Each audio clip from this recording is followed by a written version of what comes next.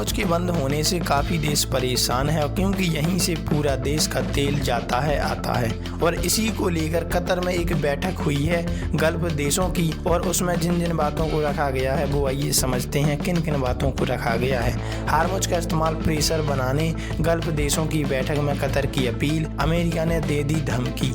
Gulf देशों की बैठक में कतर ने हार्मुज खुलवाने का आग्रह किया, साथ ही इस मांग को परमाणु कार्यक्रम से जुड़ी मांगों से अलग रखा। यूएस लगातार रास्ते को खोलने का दबाव बना रहा है। मिडिल ईस्ट में तनाव को लेकर कतर ने खाड़ी देशों के नेताओं के साथ बैठक में आग्रह किया कि इसमें कहा गया कि वैश्विक नज़र से सबसे खास जलमार्ग स्ट्रेट ऑफ हार्मुज प्रेशर बनाने के लिए उपयोग नहीं किया जाना चाहिए। कतर की तरफ से यह आग्रह विदेश मंत्रालय के प्रवक्ता डॉक्टर माजिद बिन मोहम्मद अल अंसारी ने किया है। उन्होंने कहा कि यह एक प्राकृतिक मार्ग है, इसे राजनीतिक या सैन्य संघर्ष का बंधक नहीं बनाया जा सकता।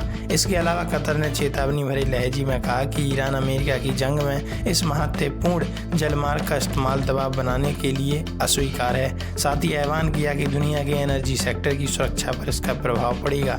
साथ ही तत्काल सुरक्षित नौवहन फिर से शुरू करने की अपील की गई। हार्मुज में हजारों की संख्या में फंसे हैं जहाज।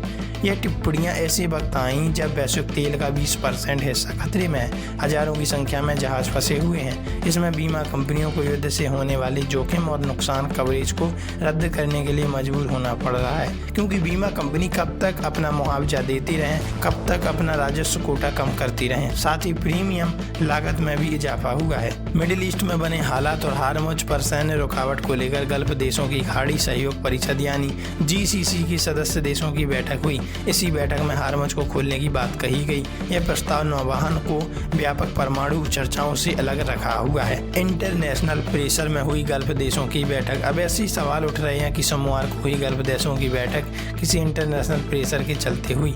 इसकी वजह अमेरिकी राष्ट्रपति डोनाल्ड ट्रंप जो हार्मुज को फिर से खोलने की ईरानी योजना पर समीक्षा कर रहे हैं। इधर जलमार्ग बंद रहने पर सैन्य कार्रवाई की धमकी भी अमेरिका की तरफ से दी गई है। कतर के अधिकारियों ने बताया कि स्थिति गंभीर बनी हुई है। यह आशंका है कि हार्मुज बंद रहना एक स्थिर संघर्ष में बदल सकता है। यह दीर्घकालिक क्षेत्रीय स्थिरता को प्रभावित करेगा। वैसे आप इस बारे में क्या राय रखते हैं, कमेंट में जरूर बताइएगा। और क्या आप चाहते हैं कि वास्तव में काफ़ी देश परेशान ना हों अगर ईरान का हार्मुज स्ट्रेट खुल जाता है पूरी तरह से तो।